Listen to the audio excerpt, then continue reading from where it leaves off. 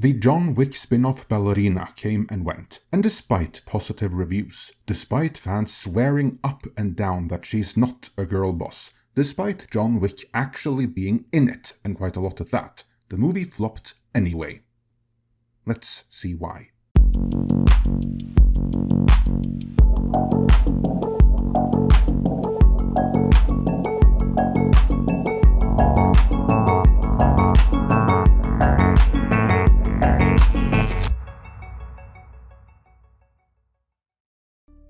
This video is sponsored by Black Forest Supplements. The John Wick franchise is arguably one of the strongest in Lionsgate's stable. It made Chad Stahelski a near household name, and to a new generation, Keanu Reeves is synonymous with John Wick, more so than he is Constantine, Bill from Bill and Ted, or even Neo from The Matrix. The franchise, which spans both TV and comics in addition to movies, has gone from strength to strength, up until the release of Ballerina, the first female-centric installment. Then, suddenly, it fell flat on its face. How on earth could that have happened? It had an ass-kicking female lead, of the type that Hollywood has convinced itself the audience is craving for, or at the very least, should be craving for. But lo and behold, it got its ass kicked at the box office, and we're about to see why, and what repercussions that may have. But first, and on the topic of kicking ass. You know, Joe Rogan is well known for his fighting ability, for being in extremely good shape and doing quite well health-wise at the tender age of 57. If you recall, he bounced back from COVID-19 in like 3 days, so he does take care of himself. One of these supplements that he's mentioned and talked about is NMN. Now, rather than me try to explain it, I'm going to let the doctor that discovered it do so, and then I'll tell you some of the other effects that he doesn't mention in this short clip. So I take NMN every morning. What is NMN? Good question. So about 20 years ago, Lenny Guarente and a team of us at MIT discovered a set of genes that controls aging in yeast cells. And those genes are called sirtuins, and there are 7 of them in our bodies, 5 in yeast. And what they do is they protect all organisms on the planet, plants, bacteria, humans, from deterioration and disease. They're like the Pentagon. They sense when we're hungry, sense when we're exercising, and they send out the troops to defend us. So when you put more of these genes into a yeast cell or a mouse, they'll live longer, between 5 to 20% longer. We think that these genes are responsible for the effects of dieting and exercise, which is great. What that means is we can now mimic that with molecules. So NMN is one of those molecules. So, with this, you get improved energy, weight management, endurance and strength, as well as overall anti-aging, and for me personally, it improved my skin.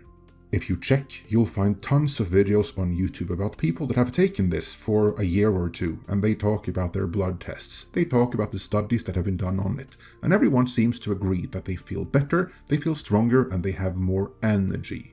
And that's the thing with us guys, we need to be strong, we need to be mentally aware, and we need to be healthy, because we have to take care of ourselves, because no one else is going to do it. So go check out Black Forest Supplements NMN, which again you see right here. And the other one you're going to hear mentioned a lot is something called resveratrol.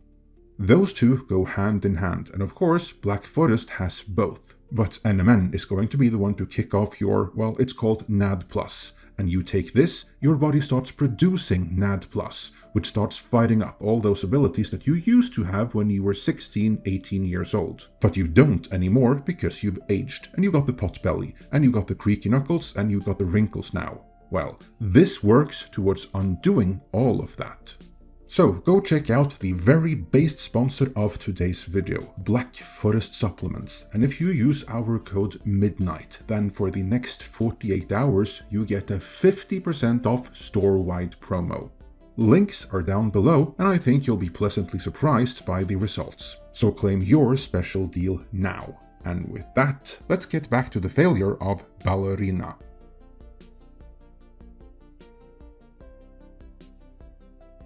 Ballerina opened to just 25 million at the domestic box office.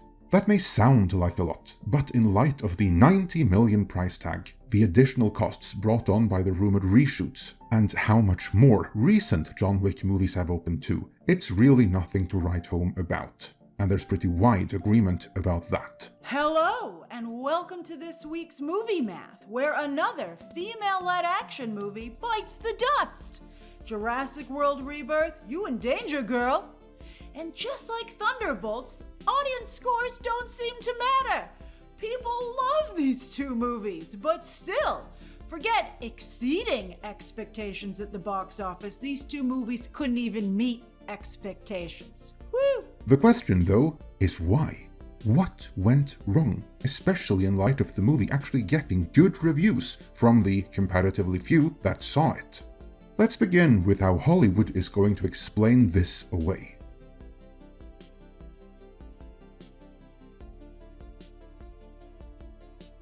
Deadline Hollywood wrote in their own Postmortem, "One of the most intriguing yet mind-boggling dynamics in moviegoing is that which prevents audiences from getting off the couch, even when the word of mouth out there is great on a movie." Such was the dilemma this weekend for Lionsgate's John Wick offshoot Ballerina, which didn't budge from a $25 million opening even after an A- cinema score, one of the best in the Wick franchise. While that grade for the Len Wiseman-directed movie is under the franchise's best in show, John Wick Chapter 4's A, it's well above the original John Wick's B, and in the same great company as John Wick 2 and 3, which also nabbed A-minuses. It's clear that a portion of the John Wick faithful loved this movie, but Ballerina never jumped into its forecasted $35 million plus rafters. In short, Ballerina came in well below industry expectations based on early box office tracking, and it definitely came in a hell of a lot lower than Lionsgate projected when they greenlit the movie. Yet, all the audience feedback from those that actually went is that the movie itself is pretty good, and we even heard from several places that it's not a Mary Sue girl boss film. Yet, it performed like one because the audience rejected it as if it was. So, how to explain all the people that didn't go?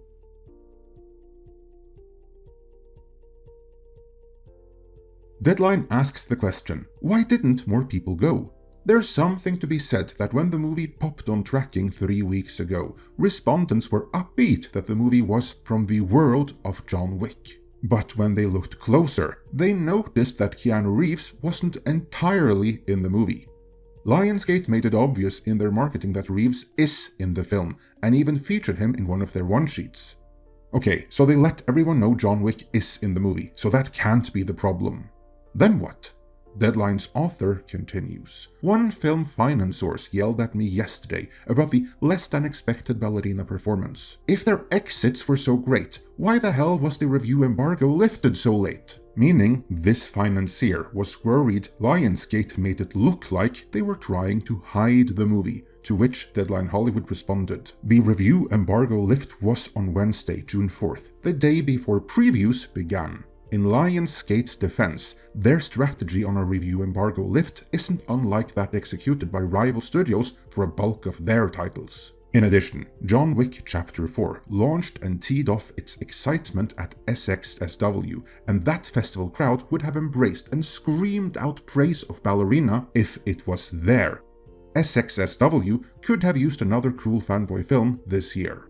That's a long way of saying that while there could have been more positive reviews, there were positive reviews out there already, prior to the movie opening, so it can't really have been that either. Then what? Maybe it was the title, to which Deadline chimes in, Ballerina doesn't scream action film. So that's something, I guess. But then, they slowly start dancing towards the root of the problem.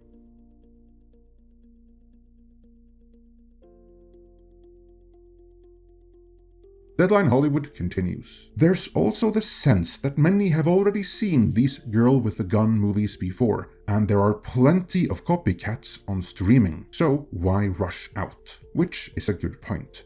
Female-led action movies are a dime a dozen these days, and they're literally everywhere, especially on streaming. And even on the big screen, 2 consecutive MCU films now are about strong and independent women, who now make up the majority of the recent Marvel roster. So why should Ballerina be something special?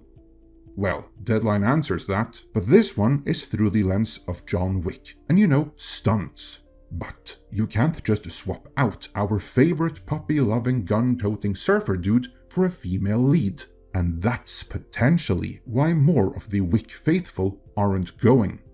Wait, what? What now? What's this? Is Deadline Hollywood saying you can't just swap out an established male lead for a female lead? This must be some revolutionary new wisdom that Hollywood has arrived at, because Marvel and Disney evidently were not aware of this truism when they replaced most of their fan-favorite male leads with often diverse and always female replacements. Case in point, they still have Ironheart coming out this summer. You know, the diverse female Iron Man replacement, now with a twinkle of Spider-Man as well, for good measure, as we saw in the just-released trailer for that. If Deadline Hollywood is right about this revolutionary new insight that we and our peers have been shouting from the rooftops for years now, well, then one might almost expect Ironheart to flop as well.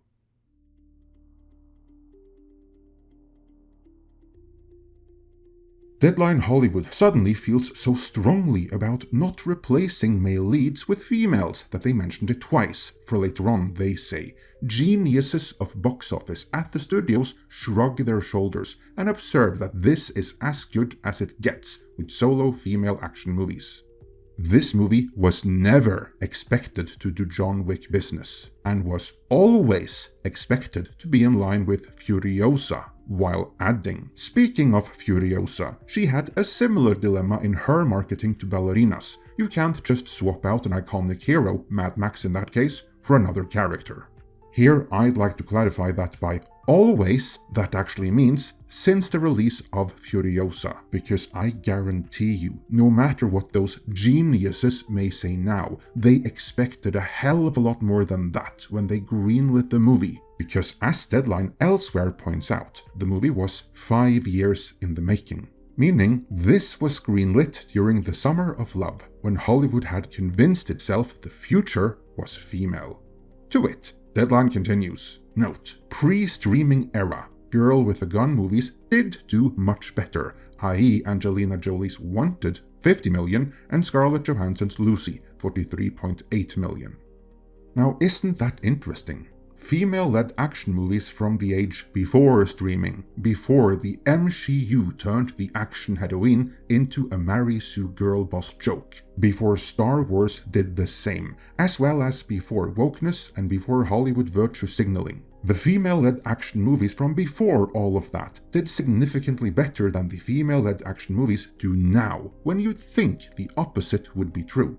At least, you'd think so if you bought into the narrative that among others Deadline Hollywood have been pushing right up until right about now. And Deadline Hollywood also just pointed out one thing Ballerina has in common with Mission Impossible, a 63 to 37% split between male and female audiences. Or put more plainly, as usual, it was the women that sat this movie out. It is difficult to blame men then, because of the comparatively few that went to go see the movie in the first place, the majority were indeed men.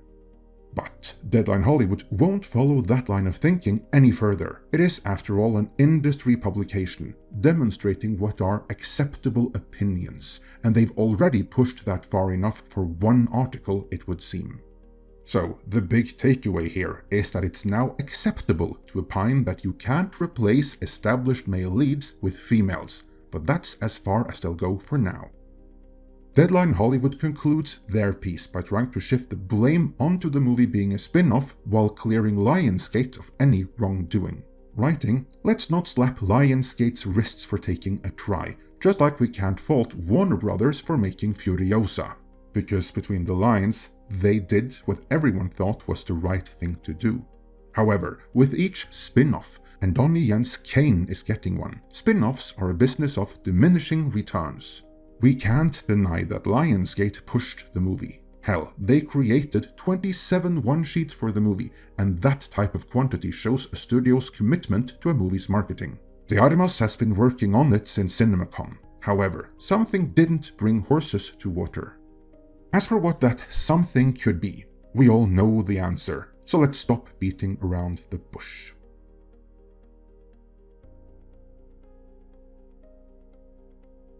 I'm not shy about it, but let's give the honor to Cosmic Book News, who are quite clear about why the movie bombed. Fans don't want a female John Wick or perhaps more specifically, they don't want yet another girl boss.